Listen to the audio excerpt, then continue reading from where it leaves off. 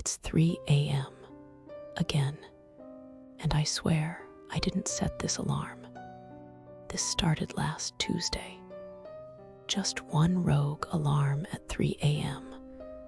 Annoying, right?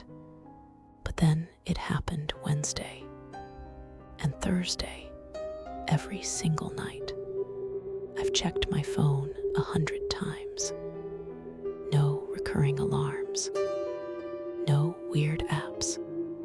I've even deleted all my alarms and set a new one for my actual wake-up. But every night, at precisely 3 a.m., my phone screams at me. It's like something is waking me up.